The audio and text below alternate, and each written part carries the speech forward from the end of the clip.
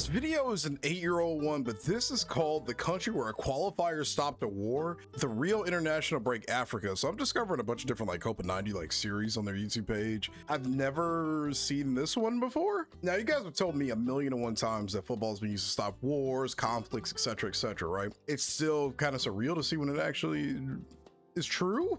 Also just realized 8 years ago was 20, what was it? No, this is almost 9 years old. Crap, I'm getting old. Anyway, let's get into it. Be sure to check out the original video, which I'll leave a link for in the description down below. I know y'all gotta be Copa 90'd out, so I have some other things like queued up and ready to go outside of like Copa 90 reactions, but damn, they do so much cool stuff, or they've done a lot of cool stuff rather. In 2017, Copa 90 decided to flip the script on the international break, beginning in Europe in March. Rhythm. After that, it was North and Central America in June.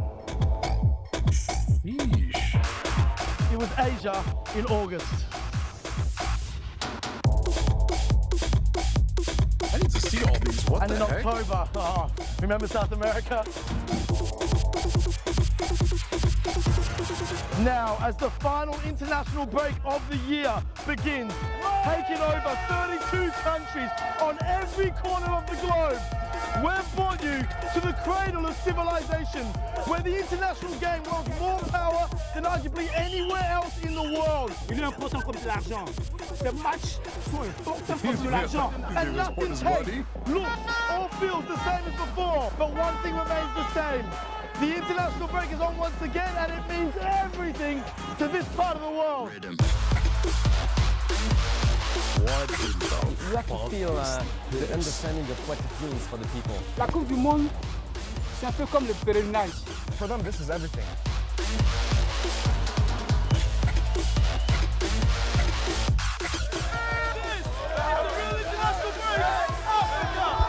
We need to watch this whole series, it looks like, because And to show you what the is international break really this? means to Africa, well, we had to bring you here to Côte d'Ivoire, otherwise known as the Ivory Coast, where their national team, Les Elephants, have arguably the most powerful story in all of World Cup qualifying. Les Elephants.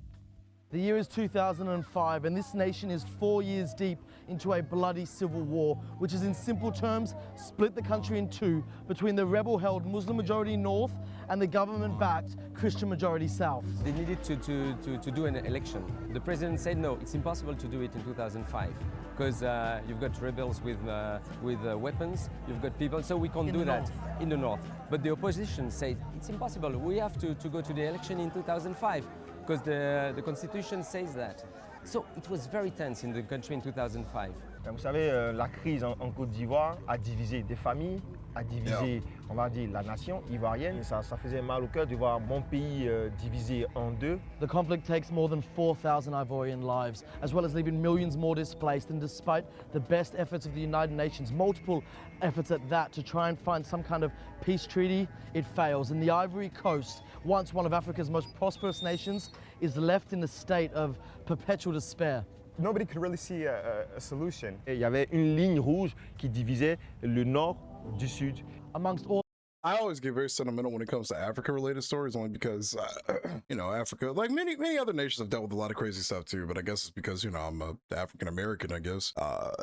Seeing all of the different gripes and conflicts and whatever that, you know, Africa has generally gone through, it makes you wonder. You know, we got a Christian side and a Muslim side, and we're talking about these international communities claiming that they're trying to help with this. With how much we know nowadays about like all the dark stuff that goes on, like behind the scenes in the US and other countries, it generally makes you wonder, like, who started this, who initiated a lot of this. Now that all this information could be out there at this point, because that was 21 years ago, 2000, what do you say, 5? I just don't know enough about this particular conflict to be perfectly fair. It always depresses me, man, every single time I see something Africa related, Civil War related, because who knows who's playing the cards behind that these days. I mean, we know, but I ain't trying to say it right here.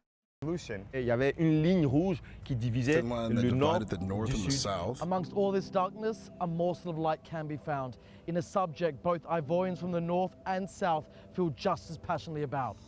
The World Cup qualifiers and their beloved Les Elephants, a squad made up of players from both sides of the conflict. Quand on attend l'équipe nationale de Côte d'Ivoire, ça soigne des cœurs qui sont meurtris. Et voit notre drapeau en train de se lever. On a dit, dans tout le monde. C'est déjà de l'honneur pour nous. Going into their final 2006 World Cup qualifier, Ivory Coast had a tiny chance to make their first ever tournament. The odds were against them. They'd have to go away to Sudan and get all 3 points, while 5-time World Cup veterans Cameroon would have to drop points at home to Egypt. On ne croyait pas trop à la qualification parce que c'est le Cameroun de Samuel Eto'o, le Cameroun qui était venu battre Didier Drogba ici au stade Félix Houphouët-Boigny. Notre destin n'était pas dans notre main, dans les mains des Égyptiens. In Sudan, Wait, I've heard that name before. Drogba? Did he say veterans Drogba? Cameroon would have to drop points at home to Egypt. On ne croyait pas trop à la qualification parce que c'est le Cameroun de Samuel Eto'o, le Cameroun qui était Didier Drogba? I've heard that name before, I think, or at least I've heard Drogba. I don't know if it's the same Drogba. I think I actually just queued up a video that I wanted to react to about Drogba, funny enough. Small world. venu battre Didier Drogba ici au stade Félix Houphouët-Boigny. Notre destin n'était pas dans notre main, dans les mains des In the Égyptiens. hands of the In Sudan, Egyptians. Ivory Coast did their part and took a 3-1 lead, dominating the game. Ils n'étaient pas plusieurs Ivoiriens qui regardaient le match au Soudan. C'était fini le Soudan. On regardait maintenant ce qui se passait au Cameroun. And in Cameroon, Egypt did their part, holding the Cameroonians till late in the match. Je suis en train de dire, il dit pour la première fois qu'on a mis pied en Coupe du Monde. Until 94 minutes, penalty. 1 minute away from the World Cup, and Cameroon now have a penalty.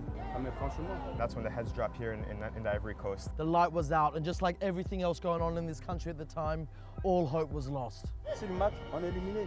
Je suis sorti, il y avait une salle de jeu I vidéo. love the room. J'y suis allé, je me suis assis. Tout le monde était éliminé. Et malheureusement, dans la salle de jeu vidéo, ben, ils avaient mis le match. And you saw Drogba was and they were praying. Il y a quelqu'un, un jeune, un enfant, qui m'a dit grand frère, il va louper ce penalty. J'ai dit attends, tu connais rien au football toi. Tu connais rien au football, ils vont marquer. But then, He missed it. The Cameroon players are in a state of shock. They don't react for like the first 2-3 seconds. C'était un sentiment de joie, de tout un peuple. C'était incroyable. Même s'il n'y avait pas gardien, il allait mettre ça dehors. Le football, il y a des miracles. Eh bien, le match est arrêté, la Côte d'Ivoire s'est qualifiée pour la Coupe du Monde 2006 en Allemagne. That's now beautiful. imagine you're part of that squad, part of the team that takes Ivory Coast to their first ever World Cup. What would you do? What would be your first reaction? Call your family, call your friends, crack the champagne for a player from here in Abidjan by the name of Didier Drogba? He had a different idea.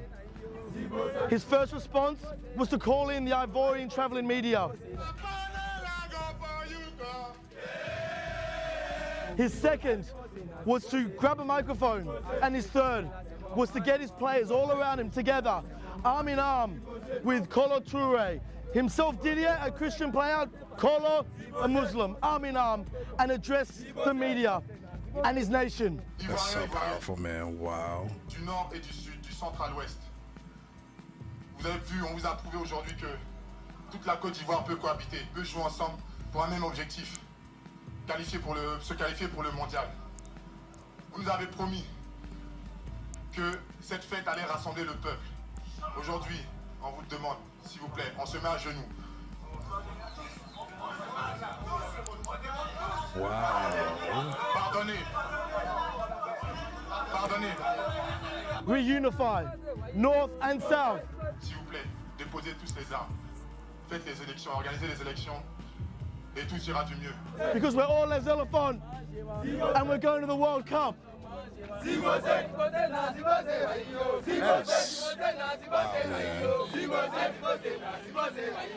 was a deeply profound moment. And I think we're still feeling the ripple effects of that today. This is a team players that became heroes in the matter of seconds. And they get on their knees, you know, to get in front of the people to ask them to put their weapons down. All the tension because of the election, it went down. C'était exceptionnel, c'était très important pour la Côte d'Ivoire. You could see just Côte how d'Ivoire. quickly things accelerated after those qualifiers in 2005, you know, with peace resolutions, peace treaties, and things of that nature. Right, That right. It did have a really profound immediate effect. Non, aujourd'hui, c'était des icônes, c'était ces personnes-là qui apporteraient la paix au pays. They'll forever remain heroes just for that moment because they had the humility and the presence of mind to put the country before themselves. Grâce à cette victoire, ben, on était comme devenus des frères. Quand le match est chaud, Je supporte Drogba, tu supportes Drogba. Tu es de la peau blanche, moi je suis de la peau noire. C'est pas vrai. Mais on s'unit. Parce que c'est le football, c'est la liaison. Wow, man. I mean, On était unis, c'était comme si le pays n'avait jamais été coupé en deux, parce que la même joie qui a été ressentie ici à Abidjan, mais c'était la même joie qui a été ressentie là-bas à Bouaké, et c'était formidable. It really proves what football is capable of.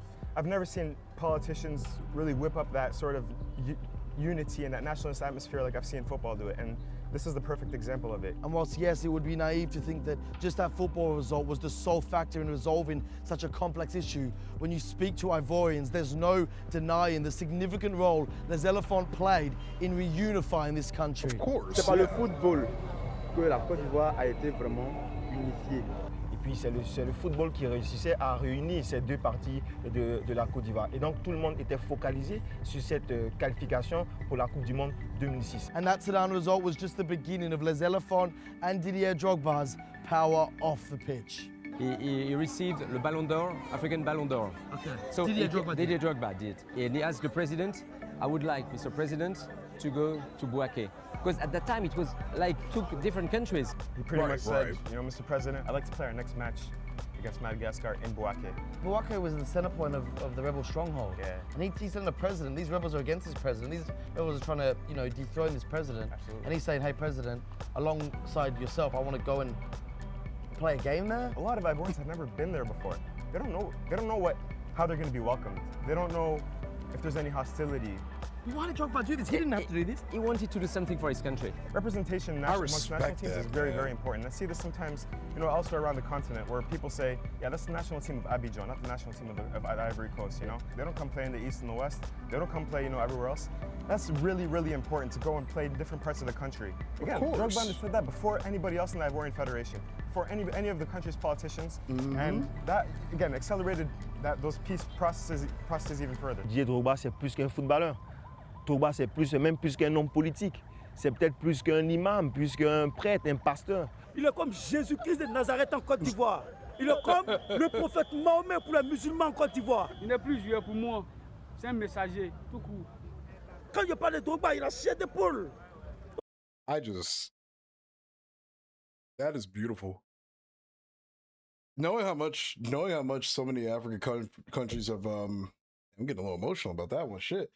Knowing how many African countries have, have suffered through so many different chaotic things, civil wars, slavery, the Atlantic slave trade, all that stuff, man. I mean, that's really all I can say is wow. To have the undying conviction knowing that you have the power to bring everybody together in your country, that is unbelievable. You know what? It's so much harder to do that in this day and age too now. It's hard to do stuff like that in this day and age. There's so much misinformation on the internet about a lot of different issues and problems. You can still be given so many issues and showcase all the crazy things that are going on all over the world, in this country even. And people are so desensitized to a lot of it now, they just kind of disregard it. Or you got other people that'll argue with them online and say, well, who actually cares about this absolutely horrific, tragic thing? We should just overlook it, you know? All of the discourse for a lot of these situations, there's no resolution for it anymore because everybody's just arguing with each other online. The people that actually want to have a solution for a lot of problems, well, oh man, I don't know. That's crazy, man. That's one of the craziest stories I think I have ever heard since I started watching football. Wow, that's beautiful. Un messager, tout court.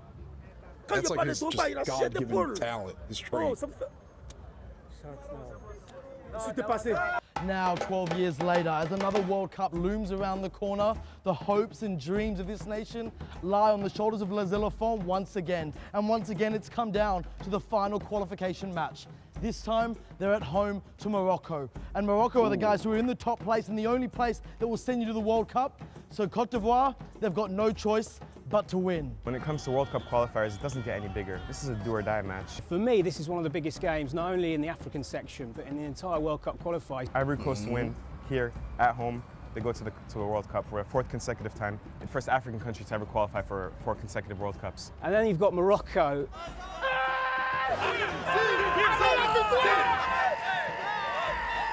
An entire I've heard there's like some crazy, is it true that there's like some crazy divide between Morocco and a lot of other African countries? Let me know. I've seen a little bit of that, especially with AFCON and everything. I see so much back and forth like discourse on that particular subject. Let me know. I don't want to have the wrong opinion on a lot of different things. I've heard the yes, no, maybe so.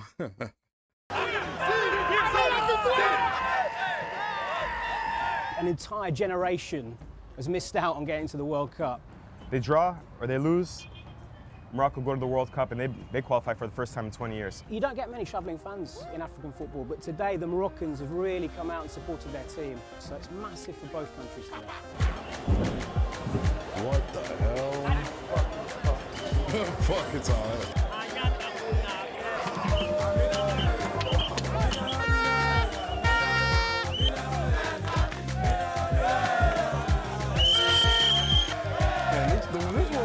There's so many cool cultures, and they just got McDonald's over here. All these cultures are tied to so much cool stuff.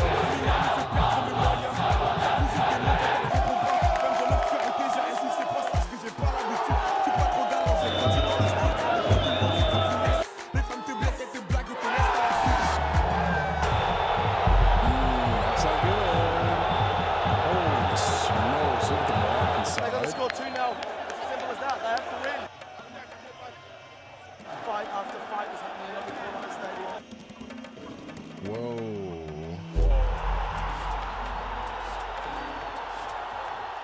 It's not good. Another goal to Morocco. Ivory Coast now need 3. This is not how it's meant to go.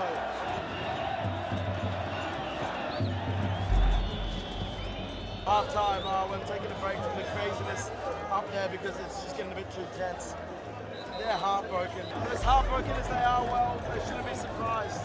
Morocco haven't seen the goal this whole qualifying campaign, and they've waited so long to have a sniff of going back to this tournament. And I can guarantee you, the Moroccans, they'll be ripping flares all night. Yep. From Abidjan to Casablanca, all the way to Moscow. How did they rebound? This heat has gotten so bad they give them water up for free, but it hasn't stopped people fainting. Another person's just dropped. This is insane. Jesus. How long is this halftime? It's all over. It's got to be. The Ivorians are pouring out, and in a great show of sportsmanship, the Moroccans are clamping them out.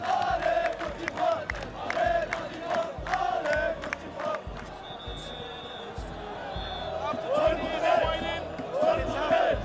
Morocco are going to the World Cup. It's a heartbreaker, man.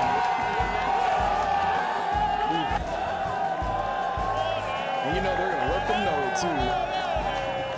This means the world to Morocco. And as much as you feel for the Ivorians, this is Morocco's time. Just last week, one of their clubs won the African Champions League. They're about to get the African Cup of Nations, and they're about to try and host the World Cup in 2026. They're about to get the African Cup of Nations? Hasn't it been 50 years since they last won it? Wait, this was 2017. Hold on. Morocco's time. Just last week, one of their clubs won the African Champions League. They're about to get the African Cup of This is 2017. I mean, okay, so the Africa Nations Cup was just for players that played in Africa domestically. Okay, and then AFCON is for anybody regardless of where they currently play. It could be for any African player regardless, like Mo Salah in Liverpool or any other team, I guess, right? Okay. So I wonder if he meant the Africa Nations Cup versus AFCON, because they didn't win AFCON in 2017. I don't even think there was an AFCON 2017. Oh wow, Ivory Coast won AFCON 2 years ago, and then it was Cameroon that won it. Okay, gotcha. Okay. Nations, and they're about to try and host the World Cup in 2026. Now they're going to show us what they're made of in Russia. It's weird knowing how long ago this was. Shout out to Ivory Coast for winning AFCON eventually. Oh, they won it in 2015 too. I still have the Wikipedia Well, what we article. just pulled up. experienced in Cote d'Ivoire, that was the real international break. Football to be a tool for something so much more powerful than sport. Football to bring out the best in your country. Football to help you celebrate your culture. And unfortunately, football then to break your heart. Lucky for Morocco, they didn't have to experience the last one. And that's it for the real international break this year. It's all done. Now all that's left is everything this has all been leading up to, the 2018 World Cup. And you can bet we'll be there. So Russia in summer next year, I'll see you there. Oh, we have to find that video. Please tell me there's one on that. Please, please, please, please, please tell me there is one on that. Hold on. Copa 90 World because oh man, I can't find one.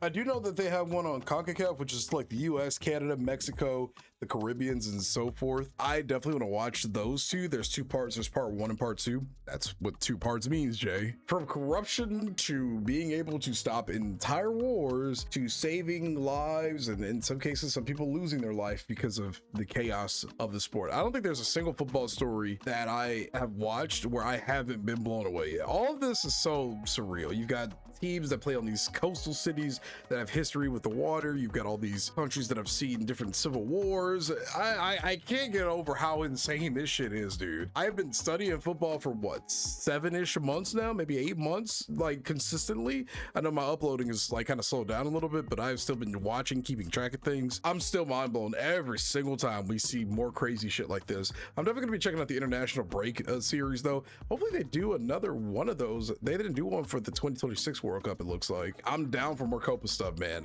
This is genuine, real, raw football history. Thanks for watching, guys. Let me know what you thought about the reaction in the comments down below. And if you're new here, be sure to subscribe and like the video. If you liked this reaction, once again, I will have the original video in the description down below. It is from Copa 90, almost 9 years ago. That's crazy, man. 2017. I was listening to Little Skies and Playboy Cardi, and in college getting drunk off my ass. That's what I was doing in 2017. And we had football matches that were breaking hearts and making people hate their lives. But again, thanks for watching, guys, and I hope to catch you in the next one. This has been your boy Jay. I'll see you later. Peace.